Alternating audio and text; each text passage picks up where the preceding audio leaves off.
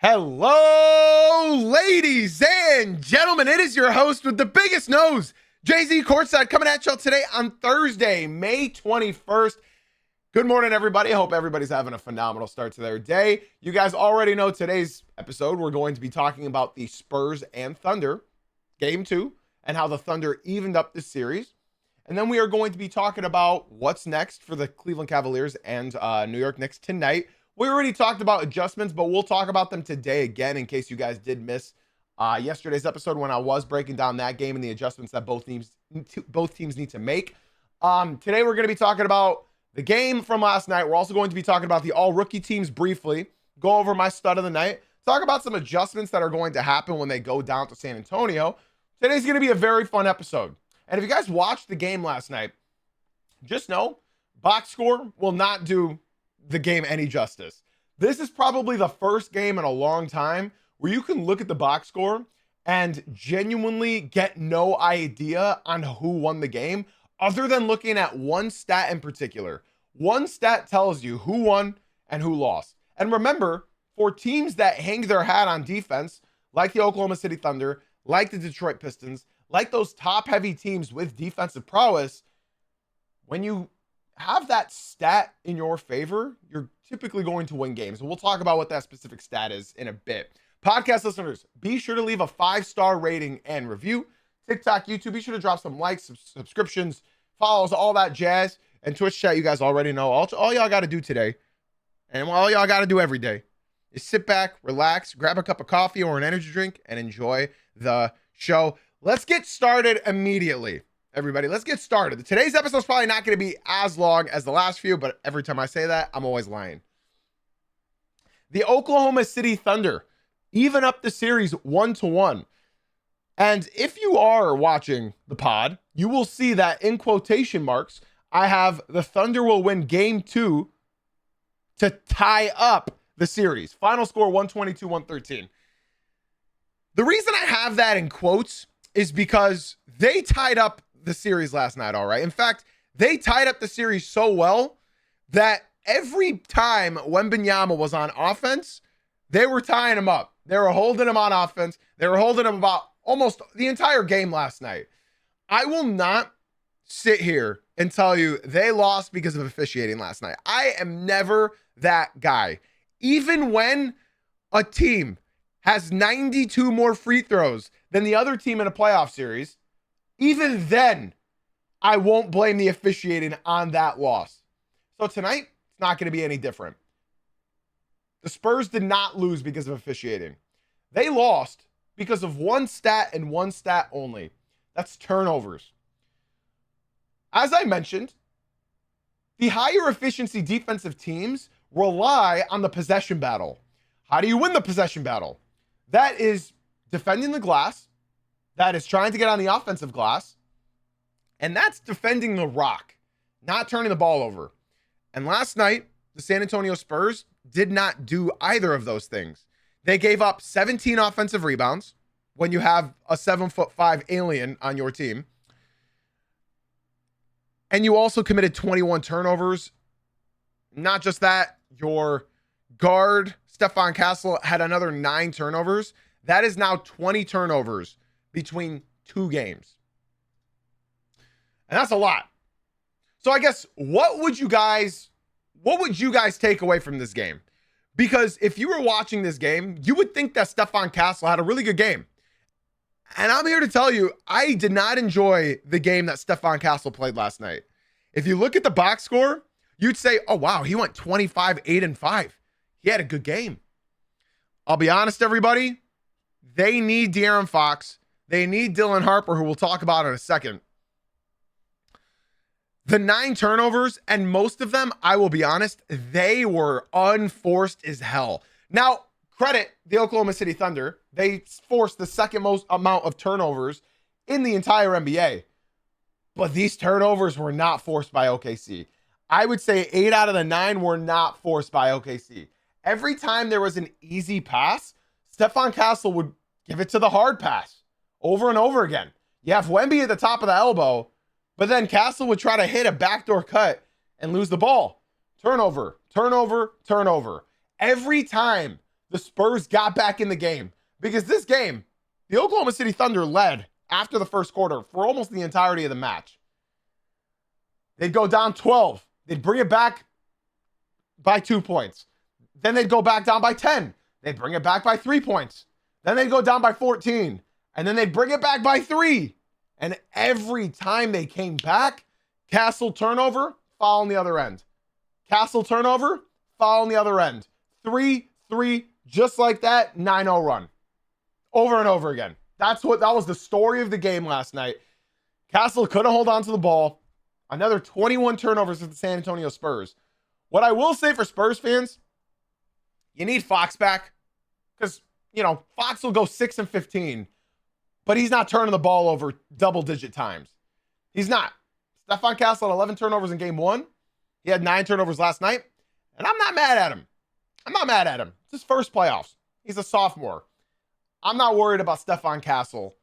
What I am worried about is Dylan Harper. That's what I'm worried about. The moment Dylan Harper went out, he had a hamstring injury, I think.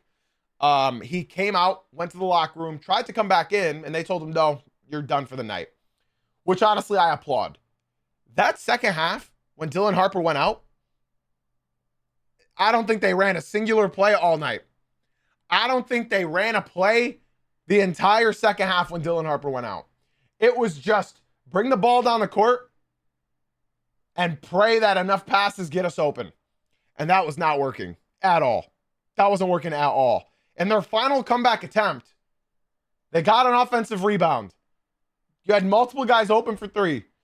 Stephon Castle just threw the ball out on the baseline, and that nailed the coffin. I think they were only down by 2 or 3 points at that point. It was their final attempt at a comeback, and that was it. Now, there are some embracing conversations and some coping mechanisms that I can give to my Spurs fans out there. Number one, you guys had more than double the amount of turnovers that the Thunder had, and you only lost by 9. That's encouraging. Okay? You lost both your point guards. Fox still out. Harper was out. And you still only lost by 9 despite having more than double of their turnovers. The only issue that I have for y'all is Dylan Harper and De'Aaron Fox. That's very concerning. Because as I said, even if De'Aaron Fox is going 6 for 15, he's not finishing the game with 10 turnovers. Dylan Harper, bro, he played in he was incredible all night. 12 points, 3 assists, 2 rebounds, 5 for 10. Honestly, the stat line doesn't even do him justice because he was everywhere. He was hustling on defense. He was running everywhere. And now, one thing that I'm going to mention, and Spurs fans, I know you guys found this. I know you guys saw this. Wemby at the end of this game, he had nothing left. He wasn't jumping for rebounds anymore. He wasn't running to close out on open threes. Wemby had nothing left last night. This loss is not a big deal. The Thunder needed this win. They needed it. You guys stole one. Y'all did what you were supposed to do when you won one. And you took home court. But Wemby last night was gassed. And that's going to be, I think Wemby has 3 things right now that is really holding him back. And that's okay. All 3 of these things he'll get in front of later down into his career. And those 3 things are endurance, strength, and his shooting ability. Right now, Oklahoma, they're sort of daring Stephon Castle to shoot threes. What did Castle shoot last night? I know he had a 3 in the fourth quarter, but I think he missed a couple. He shot 1 for 6 from downtown. Wemby, he shot 3 for 7, better than game 1. They're going to continue daring both those guys to shoot threes. They're going to. And, that's what you're going to have to live with in the meantime. When Wemby gains the ability to not only defend the glass, but also be a threat from downtown, a consistent threat, this team's offense opens up entirely because then you have a 3-level scorer. And I know I see the TikTok right now. I see it, and I've been ignoring it purposely because it's so different. It's so drastic how different both chats are. The Purple app chat, you guys are talking about spacing, creating good offensive looks. And I look at the TikTok, this is rigged. The Thunder are allowed to play football. Yeah. you guys want to learn more about basketball, make some basketball friends who know the sport, believe me, man, everybody in the Purple App stream, they've been all giving me credit, giving each other credit, and thanking me for the community that I've built over here on the Purple App and our Discord server. They've been crediting how much they've learned about basketball. They don't have friends that they can talk about basketball with. If you guys want that, if you guys want to watch the games with us, because we've watched the last 4 nights together in the Discord server. We've been hosting watch parties every night of these games, getting to know each other, learn more about basketball, learn more about each other. Be sure, you see that name right there? Jay-Z Uncut right there down below. Be sure to come through to the Purple App stream. We'd love to have you over here and join our watch parties. We host them every night on our Discord server. The only way to join our Discord server is by joining the Purple App stream. Shout out to Tristan for coming through and dropping a follow on the Purple App. I appreciate you. Now, before I move on to the things out of the player's control, I want to give a massive shout out to Devin Vassell. I mean, this guy's looking like prime Ray Allen right now. Champagny has not lived up to what we know he's capable of in this series. He's not hitting his threes. Last night, he was 1 for 7 from downtown. Not a good game from Champagny. But Devin Vassell kept them in it, man. He kept them in it. Every time they fell behind. 3. Every time they fell behind. Mid-range. He played for 38 minutes, and he had 22 points, 4 rebounds, 1 assist, 1 block. Big block as well. And he was 7 for 14 for the field and 6 for 12 from 3. Vassell has been incredible. He has knocked my socks off. He has surprised me. I did not think he was going to be capable of this in the playoffs, especially in the loud arena that is Oklahoma City. Shout out to Free to World for coming through to the Purple App and dropping a follow, my boy. Welcome. Shout out to you. Thank you so much. Thank you. I promise you won't regret it. Be sure to join our Discord server, bro. Like I said, we're hosting watch party. If you guys want to watch the games with me and with the rest of the community, we're hosting them every night in the Discord server. So be sure to come through to the Purple App, drop a follow, and join our Discord server. All right. Okay, now before we talk about the Thunder, I want to talk about what the Thunder were doing and what the officials were not. Now, I would like to preface this. I never say that games are decided by free throws. Unless they literally give them game-winning or game-time free throws, I'm not going to talk about free throws. But last night, let's talk about it. Isaiah Hartenstein was my MVP from last night. He was. And if you heard Reggie Miller talking about Isaiah Hartenstein, you would think that Reggie Miller was watching a different basketball game. Genuinely. Listening to Reggie Miller last night, thank God for my watch party. Because had I listened to that live, I probably would have lost my mind. Shout out to Prince for leaving the TikTok and coming through to the Purple App. Much love, bro. Be sure to join the Discord as well, homie. Skybound came in and said, hopped into the watch party for the first time last night. It was a good time, W community. You're a part of the community, my boy. Welcome on in. The reason why Hartenstein is my MVP of last night is because he got away with murder. Not because what Reggie Miller was saying. He got away with holding. He got away with hair pulling. Literally, he pulled Stephon Castle's hair. Didn't get called for it. Isaiah Hartenstein, he bodied Wemby all night. He did. Did he also keep fouling and not getting called for them? Yes, absolutely. Absolutely. So, JC, why is Isaiah Hartenstein your MVP? He got away with it. He got away with it. The refs were not calling a single thing against him at all. At all. You can sense the irony in my voice, right? Listen, man, I'm a Pistons fan. I love aggressiveness. I love dogfights. That's what I love. Oklahoma fans, don't be complaining about free throws or fouls, man. Isaiah Hartenstein last night committed more fouls than he's even allowed in an entire playoff series. And he only got called for 4. Didn't get called for a single foul in the fourth quarter. Isaiah Hartenstein is the best moving screener in the NBA. And apparently he's the Wemby stopper. Yesterday morning, I said, and I quote, you're going to see Isaiah Hartenstein's minutes decline in the series. Because the longer they have him in the game, the more they allow Wemby to stay in the paint and roam. And he doesn't have to guard anybody at the 3. Because Isaiah Hartenstein, as we all know, is not a 3-point threat. Mark Dagnall said, no, Jay-Z, you're wrong. I'm going to play Isaiah Hartenstein more, and his one purpose is to keep Victor Wembanyama stuck to the ground. I was wrong. I was wrong. I was wrong. Mark Dagnall shut me up. He used Isaiah Hartenstein in a very smart way. If they're not going to call it, keep on doing it. And I would like to also say, Stephon Castle, he was grabbing. He was grabbing. He was holding. I have no dog in this fight. He was holding. He was. But when you are eliminating a 7'5" alien because you're holding him and they're not calling it, you're going to win that game. Especially when they have 21 turnovers. So, all in all, on the officiating standpoint, I'm not going to talk about refs for that long. You guys know me. I don't like talking about refs. I don't like talking about things that are out of the players' controls. If they're not going to call fouls on Hartenstein, keep on doing it. Keep on doing it. And the officiating was so weird last night. Tony Brothers, bro, you are so weird, man. You are so weird. You call things that shouldn't be called a foul. And then you don't call the obvious fouls. Tony Brothers calls the most in-between calls in the entire game. He never calls the obvious ones, ever. And that's who Tony Brothers is. That's who Tony Brothers is.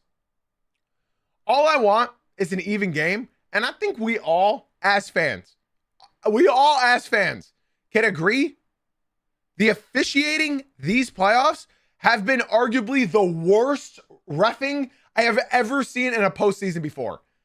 Can we all agree to that? If you guys have had a team in the playoffs right now, can you all agree to that? I don't think I've ever paid so much attention to the officials ever in my life. And game one of this series wasn't that bad. But game two, it's like they'd let them play, but they wouldn't let them play. It didn't make any sense. Every time the Spurs went on a run, Castle turnover, 3 fouls called back-to-back against Oklahoma. It just made no sense. I mean, I think the officiating was horrible in this entire playoffs. Like horrible. Some guy in the TikTok just said OKC versus the refs. All right, TikTok, if you guys want to actually talk to real ball knowers and make friends who watch basketball, come through to the, I don't want to say it, come through to the Purple app. That's Jay-Z Uncut on the Purple app. We're hosting watch parties every night here. Last night we watched it with my community. The night before that. If you guys want to watch with me, watch with the community, and hang out with all of us, remember, if you just watch 3 Purple app streams in a row, I will personally gift you a $6 subscription so you don't get ads over here. That's all. If it's the ads that you don't like, then guess what? I will gift you a $6 subscription here so you don't get ads. All you got to do is watch 3 streams in a row. FTC and Z the Kid, thank you guys so much for the follows on the Purple app. I appreciate you guys very, very much. Thank you. Thank you so much. Some guy in the TikTok is going to get me off topic, but I guess I'll just respond to it before we move on because it's a quick answer. Pistons were the worst number 1 seed in a while. That's right. I forgot the Cavs were the number 1 seed last year, and they lost in less games in the playoffs. But thank you for reminding me. Thank you. Thank you. So in a while, you mean last season. Thank you, TikTok. I appreciate you guys. Let's go ahead and move on to the Thunder side. Now, I'm going to be the first one to say, Shea didn't even have a good game. He didn't even have a good game. Not at all. He didn't have a good game at all. He had 30 points, 9 assists, 4 rebounds. He was a plus 14, of course. But he shot 12 for 24, 50%, and over 3 from deep. In fact, he missed 2 threes in one play.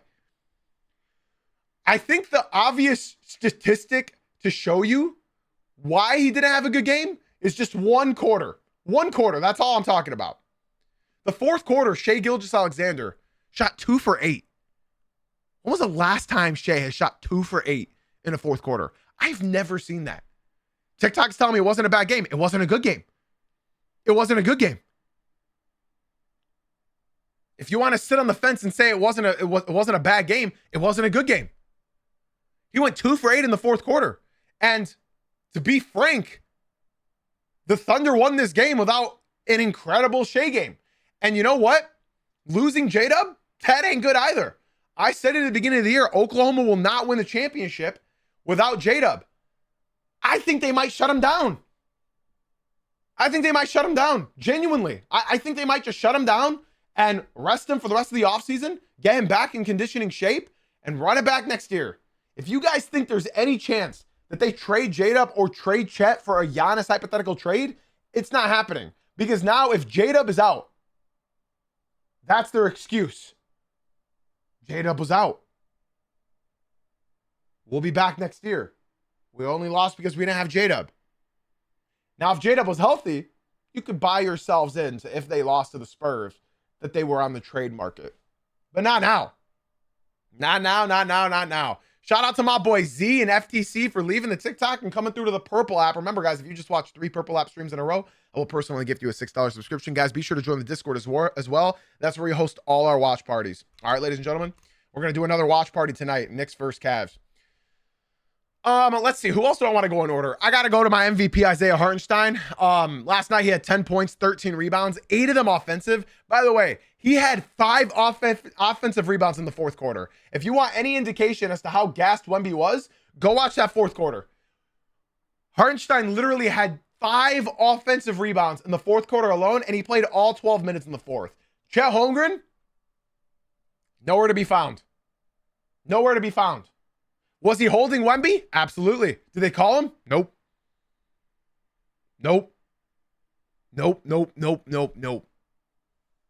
They didn't call a single one. In fact, he didn't get called for a single foul in the entire fourth quarter, which is wild. He had 4 points, 8 rebounds, 5 of them offensive, and he had a great push shot that helped extend the lead. And man, what more do I have to say? He neutralized Wemby. He neutralized him. He yanked Stephon Castle's hair. He held Wemby all night. It worked. They won. They didn't call it. Do I think he'll get away with those calls in the next game? Absolutely not. Absolutely not. Wemby is the new golden boy, ladies and gentlemen. And, you know, to his credit, they are not going to let him get away with that in San Antonio. I assure you, they will not let him get away with that.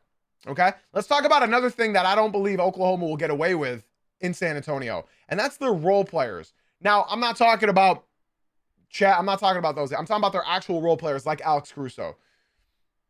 It's a known fact. This isn't surprising. So I don't want anybody to say you're wrong because I know I'm right.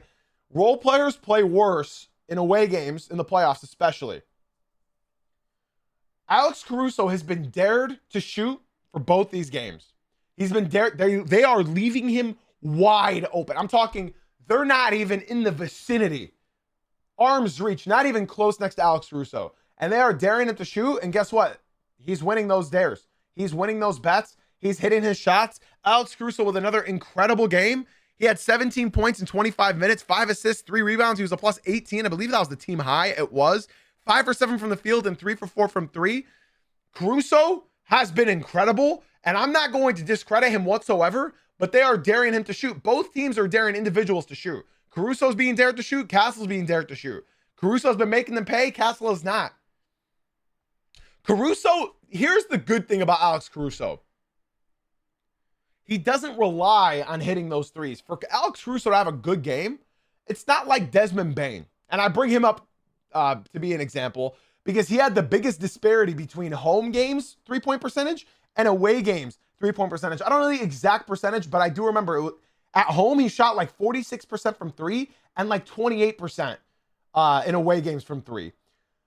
Alex Caruso has the benefit of not having to make threes to be a beneficial person to this team. He's going to go for those 50-50 balls. He's going to show up on defense. He's going to show up wherever you need him.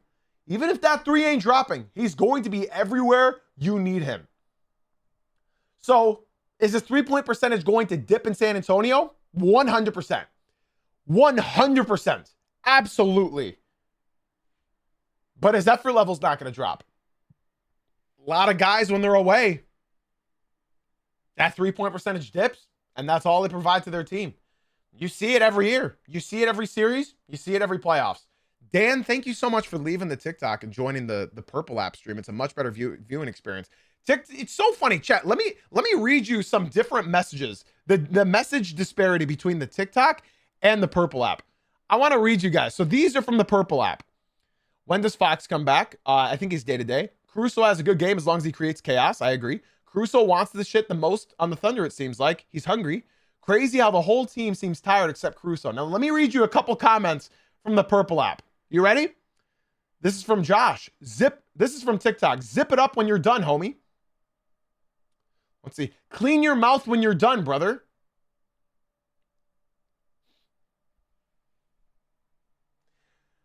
So if you guys are in the TikTok and you actually want to learn about basketball, or if you think you know a lot about basketball, I assure you to come through to the Purple app. That's Jay-Z Uncut. The name is right there.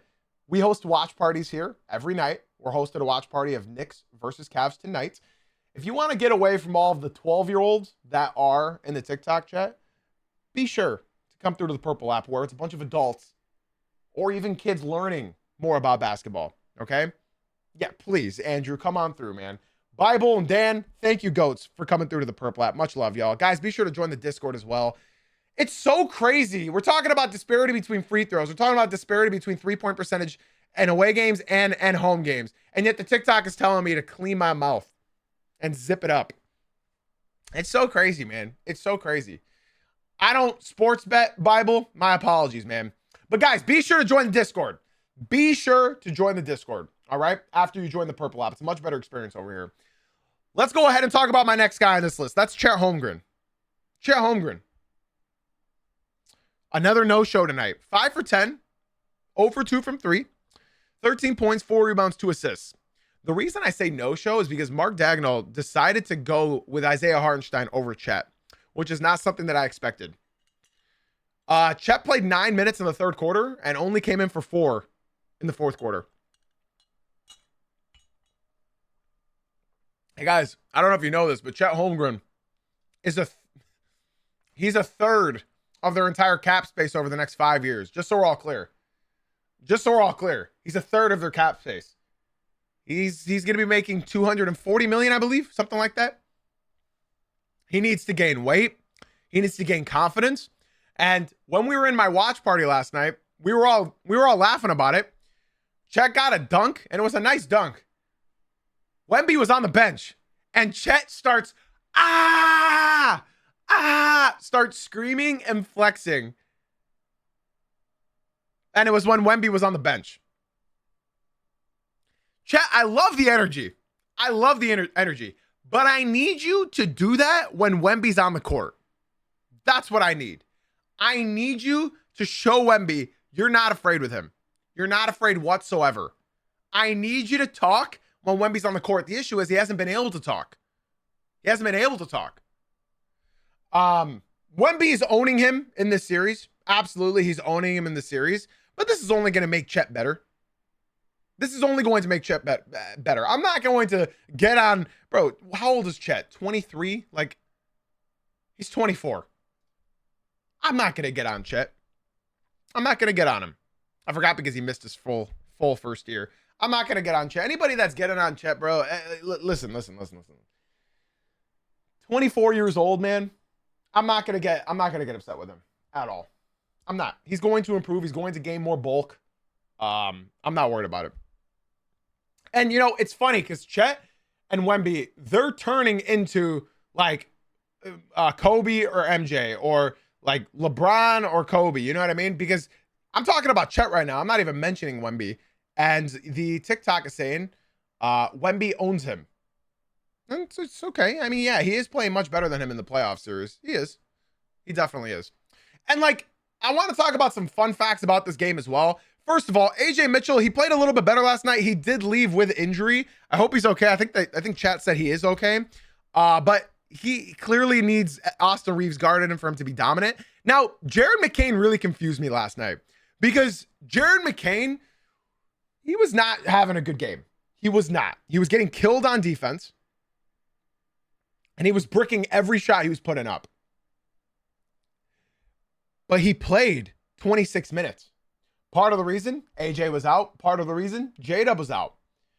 I didn't think he was having that good of a game, but he was still like going for those 50-50 balls, and he had a big shot in the fourth quarter. You guys can all agree with me. He was getting he was getting a little bit ahead of himself in that fourth quarter. But at that same time, he was going for those 50-50 balls. He was taking bad shots. He was missing some wide open shots. But still, he had 12 points, 6 rebounds, 3 assists, 2 steals. He was hustling. He shot 4 for 14, 3 for 9 from deep. But genuinely, he was going for those 50-50 balls. He was. And then Cason Wallace, great game. Another sneaky great game. 25 minutes. He went 4 for 6 from 3, all of his shots from 3. Isaiah Joe, I think he's going to lose all his minutes. 0 for 3 again. Jalen Williams just comes in the game and starts chucking. In 10 minutes, he went 2 for 6. I like Jay Will, but I think he gets a little too overzealous for himself. But yeah, I think at the end of this game, I told you all already, you're not going to see Shai Gilgeous-Alexander go 2 for 8 again. You're not. You're not going to see Shai go 2 for 8 again in the fourth quarter. This was not a good Shai game. It wasn't a bad game by any means, but you are not going to get this another fourth quarter like this. And of course, I got to acknowledge what the TikTok is saying. I mean, I don't have to acknowledge what the TikTok is saying. They're all asking, why didn't they allow Harper back into the game? So the Purple app viewers, they all know why. He's a young kid. You don't want him to risk injury. The TikTok says FanDuel. FanDuel prevented him from going back into the game. Angel, Andrew, thank you guys so much for leaving the TikTok and coming through to the Purple app. I appreciate you guys. Thank you. Thank you. I'm hoping more of you guys come through to the Purple app. Again, we are hosting another watch party tonight at 8 p.m. Eastern for Knicks and Cavs. The only way to join the Discord server is by coming through to the Purple app. Now, as far as random notes I have from this game, I got some really fun random notes. Let's start with Carter Bryant being found. Carter Bryant being found in a public bathroom in San Antonio. I don't, if you guys saw this, bro, I was really confused about it. Why was Carter Bryant in the public restroom in the arena? Like, do they not give the bathrooms? Do they not have bathrooms in the away team's locker room? I mean, I don't get it. I think it's funny as shit, but I don't know why I've never seen something like this. Seriously, I've been a big fan of the NBA for all my life. I have never, ever seen an NBA player in a public restroom. Nice bathroom, by the way. Looks like a restaurant bathroom. I don't know why Carter Bryant was out there. You would think this was AI, but I mean, this is ridiculous. It's ridiculous. Apparently D Rose did it as well. Maybe the bathrooms are full. I don't know, man. I don't know. More random notes. I don't know if you guys saw the hair yank from Isaiah Hartenstein, but when I mentioned it, I feel like I have to show you guys now that I'm mentioning it. I mean, this is the shit that Hartenstein was getting away with. I've personally never seen anything like this, so I have to. Have you guys ever seen a player pull somebody's hair in the NBA? I've seen it in football. I've never seen it in the NBA before. So this is definitely another random fact that I wanted to show y'all. Carver and Angel, thank you guys so much for the follows. I'm saying fouls. Thank you for the follows on the Purple app. I appreciate it, man. I love how we know almost everything, and they are still just little kids saying whatever and probably didn't even watch the game. No, TikTok, most of them don't watch the games. That's why I tell you guys to come through to the Purple app, bro. Angel, Shai is still the most talented player in the NBA right now, regardless of what anybody is saying. So yeah, he yanked his hair, and they didn't call a foul. Right in front of Tony Brothers as well. And here's the thing, guys. Castle was holding a lot throughout the game as well. He was getting held. He was holding Shai a lot. So the officiating last night was just bad overall, to be honest. A great play last night was Castle going for this crazy dunk. I mean, this was ridiculous, bro. This kid's got pogo sticks in his legs. This was a crazy dunk. There's also clips circulating right now of of Shai Gilgeous-Alexander falling on the floor after every single shot. They apparently asked him about that, and he said that it's he doesn't want to land on ankles, so he's learned to fall. I don't know. I'm not going to be the one to say that he's lying. I'm not going to be the one that says that's actually, I don't know. I just don't think that it's wise to continue falling on the floor on your stomach instead of just landing on your feet. I don't know. It's weird. It's really, really weird. I'm not buying that. Listen, Shai flops. We all know he does. Is Shai still the best player in basketball right now? Yeah, he is. Does he also flop? Sure. And I said something in the watch party last night. Zav, thank you so much for the follow on the Purple app, bro. I appreciate you. Be sure to join the Discord as well, fam. I said something last night in the watch party, and I'm going to say it in front of everybody as well. This is another random fact. You can name all of the constant foul baiters and floppers and everything else. You can talk about that, right? Let's go ahead and just name a couple.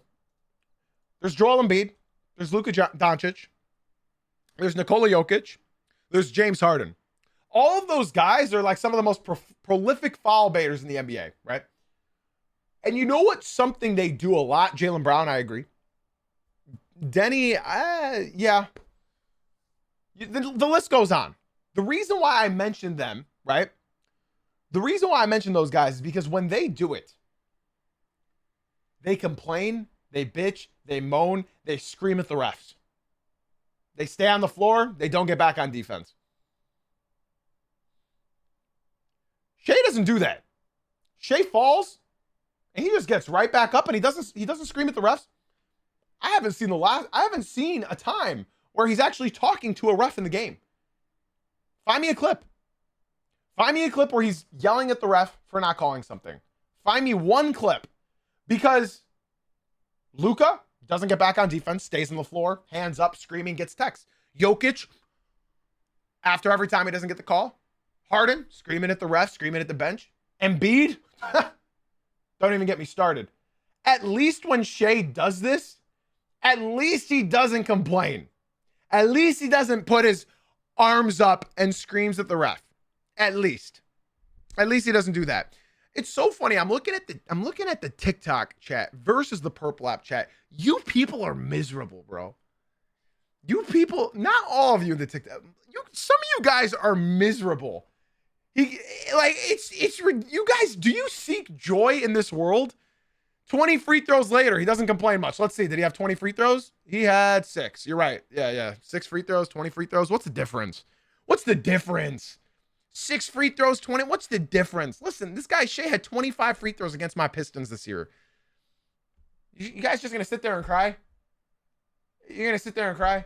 Hey, like some of y'all, you know what? In fact, I'm ending the TikTok. If you guys want more stream, come to the Twitch. Bye, TikTok. If you guys want me to talk basketball, we're only talking basketball on the Twitch. We're gonna continue talking basketball in my Twitch stream. TikTok. Bye. Jay-Z Uncut on Twitch. There's 100 people over there right now. I'm just baiting them to come in here. You guys know the strut. I'm just baiting them to come here. That's pretty much all I have to talk about this game. Those are all my fun facts I had from last night.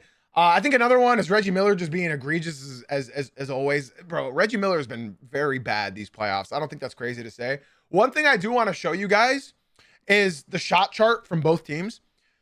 Look at the difference in how many mid-range shots Oklahoma has to take because of Victor Wembanyama. Look at the mid-range shots that they have to take. You've never seen anything like this. Like, you would have thought that Rip Hamilton was in this game with how many mid-rangers they were spamming. But that's all because of one man named Victor Wembanyama down below. Now, as far as adjustments, I think, for both teams going into the next game, this is pretty obvious. San Antonio, they really just got to stop turning the ball over. They need one of their point guards back. They do. And for Oklahoma, what do they need to adjust? In my opinion, the only thing Oklahoma has to adjust is to rely on Shea a little bit more. I feel as though they haven't been treating Shea like the number one option that he is, especially in the second half of these games. Last night, he was 2 for 8 in the fourth quarter. I think they need to get Chet involved. They need to try something, because now without J-Dub, you're going to need scoring from somewhere. And, you know, I've watched a lot of Oklahoma games this season, and I've talked about Chet a lot, right? Chet was better when J-Dub wasn't on the court, but now he's up against Wemby. Can he still step up one more level? I'm going to be very curious to see. I am excited to find out. We'll see. I think the adjustments need to just be more internal. I think the Spurs need to stop shooting themselves in the foot, and hopefully they can get 1 or 2 of their point guards back. And Oklahoma, I think J-Dub might be out, man. I think he might be out. I'm going to read this comment from Angel. Yeah, Shea has been playing off ball a lot, Zev. Angel said, definitely think Wemby's a more talented player than Shea now. He is 7'5", but not a lot of bigs move like Wemby. Shea, in my opinion, is just very good at finding fouls and clutch moments. That's completely horseshit. I'm sorry. Angel, I have to disagree with your message. No, Wemby can't shoot yet. He's not a reliable shooter yet. He's not a reliable post scorer yet. If you looked at game one, he had all of his buckets, dunks, and 1 3. If you look at this game, he hit 3 threes. And then the rest of them were all putbacks and dunks. Okay. Now I would like to say, Jaden, you are insufferable when your team wins. Please sit in timeout. You're insufferable when your team wins. Okay. Just, you need to sit back and reflect. Shea is an unbelievable basketball player. He's an unbelievable basketball player. Unbelievable basketball player. Is he good at getting contact? Yeah. Yeah, he's good at getting contact. He is. But I will not reduce Shea Gilgeous-Alexander to just getting contact in the fourth quarter. I won't accept that.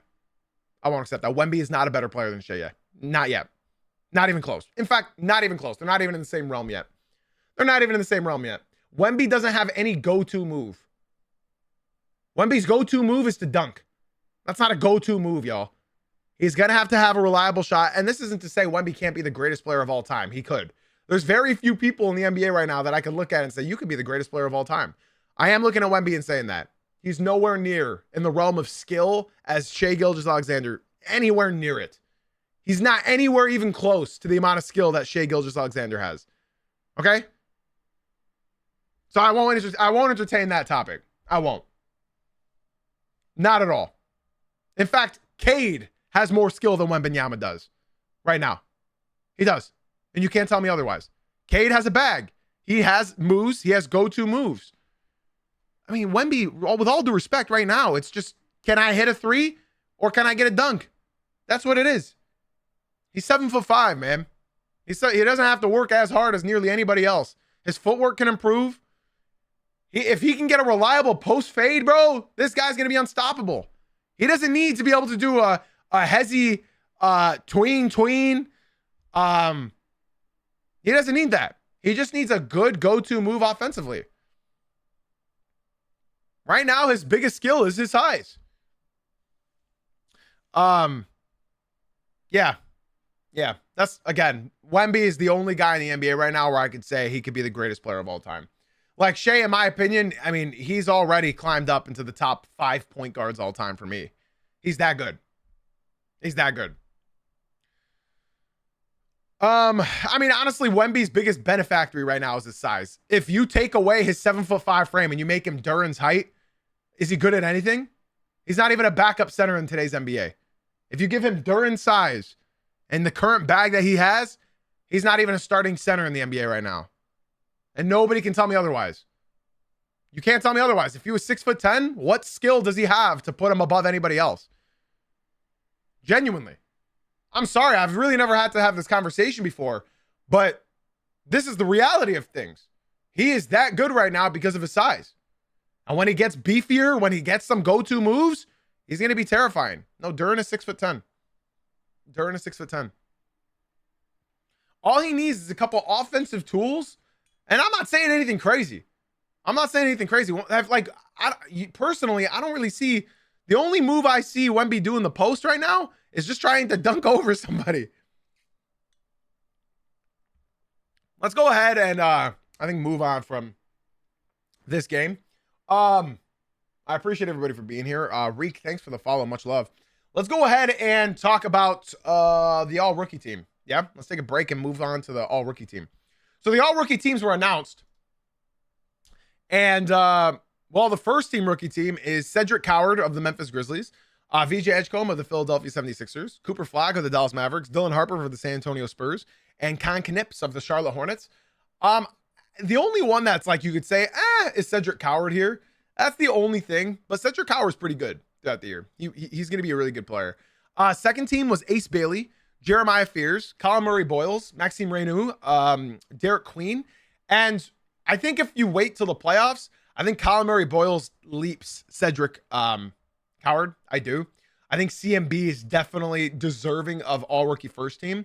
I think when you look at all of these rookies here in this list, I think you could tell yourself that I believe the best individual talents from these rookies, in my opinion, Cooper Flagg, Dylan Harper, VJ Edgecombe, Jeremiah Fears, Colin Murray-Boyles, Con Knipple, Cedric Coward, Ace Bailey, Maxime, and then Derek Queen. Derek Queen's like maybe top 7 there. In my opinion, I think Jeremiah Fears is going to be extremely special. Colin Murray-Boyles is going to be super special. And I think those, I genuinely believe like CMB and Jeremiah Fears have a lot higher of a ceiling than a guy like Con Knipple does. I do. That's not to discredit Con Knipple whatsoever. I think he's a great shooter. It's just what else can he be? And that's my big takeaway from the all rookie teams. I think CMB is going to be incredible. I think Fears is going to be incredible. Derek Queen has left a lot on the table for my liking. You guys know me. I like bigs that can defend. He needs a little bit of a shot. And defense right now, I think Jamal Mosley is going to get very upset with Derek Queen next season. It should be interesting. He could turn Derek Queen into an actual serviceable defender, but I don't think Derek Queen will ever be close to an interior presence, if that makes sense. If you can just be good on the perimeter, then maybe you can play a 4 and put a big center next to you. You know what I mean? Because they still need an interior presence. I'm really excited. It should be interesting to see what they can do. Yeah, those are all my points I have on the all rookie teams, to be honest. Last night, ladies and gentlemen, before we talk about my prediction for tonight's game, last night I got to give my stud of the night to none other than Isaiah Hartenstein. Again, I could easily give this to Shea. I could give this to Caruso. I can give this to not Chet, but I just have to applaud Isaiah Hartenstein for getting away with every foul in the book. This is not like an ironic stud of the night. I just think that you will never see the officials allow Isaiah Hartenstein to play this kind of basketball again for the rest of the series. It won't happen. Not with all the viral clips going everywhere. Not with just watching what was happening last night. He had 10 points, 13 rebounds, 8 offensive rebounds, 3 assists. He was a +2, 3 turnovers, only 4 fouls, and he shot 4 for 8 from the field and 2 for 4 from the free throw line. Something I got to give credit to Isaiah Hartenstein is he's proving his worth in a big. Yeah, he also got a hair pull. Not a stat that you get every night. Isaiah Hartenstein was bodying Wemby all night. He was bodying him. Wemby can't move this guy. He's a brick wall. And so long as he can get away with the holding, yeah, he's going to continue dominating Wemby in the interior. I don't think he'll be able to get away with it for much longer, but you got to look at the offensive rebounds. You have to look at the offensive rebounds. This guy's too big for Wemby to move him. He's too big. He's the exact build that Wemby struggles with. He's quite literally the archetype that Wemby struggles with. And, well, Dagnall realized that. If he can continue getting away with that, this series is going to be very, very interesting. Hopefully they can get Jada back. I don't know if he will. Hopefully the Spurs can remain healthy as well. I really just want to watch a healthy series between these two teams. Let's go ahead and talk about tonight's game, y'all. Because as you guys know, we are doing a watch party tonight. The Knicks are favored by 5.5 points. I think the series was decided 2 nights ago. I do. I think the series was decided. I think the Cavaliers losing on Tuesday night sort of decided their fate. It was rest versus rust last night. And both looked accurate. The Cleveland Cavaliers had no rest. And they were warmed up. And they played well. The Knicks started the game rusty. I said this is not a Jose Alvarado series. And they put Landry Shamet in. And they won the game. Because of me. I'm taking full credit for the Knicks win. I said they need to put Landry Shamet in. This is the Landry Shamet series. They need him for the guards. They need him just to be a threat from 3. And they put him in and they won. Taking all the credit there. All the credit. He played the final 17 minutes of this game. The Knicks just got all the kinks worked out. I hope OG can try to get all of these misses out of the way. It's so funny because I said I want OG to get all the misses out of the way in game 1. Oh boy, did he. He airballed 4 different 3-pointers throughout the entire game and even 1 airball in overtime. I think OG is going to have a much better game. It's going to be very difficult to have a worse game offensively than OG did in game 1. I got the Knicks winning tonight. I do. I don't think I'm going to see the Cavs taking a single game in New York. I don't see that happening. Donovan Mitchell, I need you to not be a coward for the final 17 minutes of this game. You were sitting in the corner for the final 4th quarter as well as overtime. You had more air balls than made shots in the final 17 minutes of this game.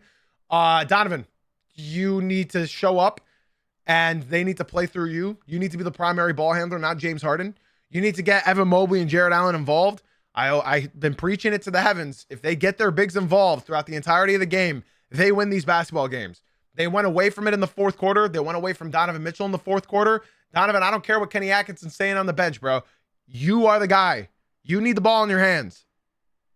I can't sit here and just watch Harden dribble the clock out and get killed on defense over and over again. Kenny, stop allowing these guys to switch. Mikal Bridges wasn't even setting real screens, and Dean Wade was switching before the screen even hit. It's a ghost screen. Dean Wade, stay on your man. They're not setting a real screen, Brody. I hope they talked about that. I hope they went over the footage. I hope they realized what they need to do defensively, because James Harden on Jalen Brunson, pack it up and go home. That ain't going to work. That ain't going to work. I think Brunson got all his misses out early. I think OG got all his air balls out early. I think Cat got all his stupid ass, whatever he was doing on offense, out of the way early. Mikal Bridges is staying pat. Man, Mikal Bridges had a horrible first couple games, and he's been incredible ever since. I'm talking about start of the playoffs. He's been incredible. If he can continue playing like that, he's going to be the X factor of the finals. Yeah, I got the Knicks winning tonight. I think it's going to be a close one. I think it's going to be back and forth, but I got the Knicks winning. I do. Knicks will go up 2-0, and they'll head to Cleveland. Ladies and gentlemen, boys and girls, that is going to do it for today's show. All I got to say is, guys, be sure to join the Discord. All right, we're hosting another watch party tonight at 8 p.m. Eastern. So if you want to watch with me, watch with my community, hang out, talk with me, talk with my community, get to know us better, be sure to join the Discord. The link will be down below in the show notes and the description, as well as the Twitch chat right there. Ladies and gentlemen, boys and girls, we will be back tomorrow morning at 9 a.m. Eastern for the podcast. You guys know that we go live 30 minutes before the podcast to just talk around with the community and hang out and mess around. But the podcast will begin tomorrow morning at 9 a.m. Eastern as usual. Yeah, be sure to subscribe to the main YouTube channel, the podcast channels. Podcast listeners, be sure to leave a 5-star rating and review. You guys know we post these on Spotify and Apple 5 minutes after I end these streams. So ladies and gentlemen, boys and girls, I got nothing left to say except for thank you for being here. Thank you for being you. And as always, guys, the season's winding down, man. I'm getting ready for the off season. I'm excited. Thank you for watching / listening, and I'll catch you guys tomorrow morning at 9 a.m. Eastern. Appreciate y'all.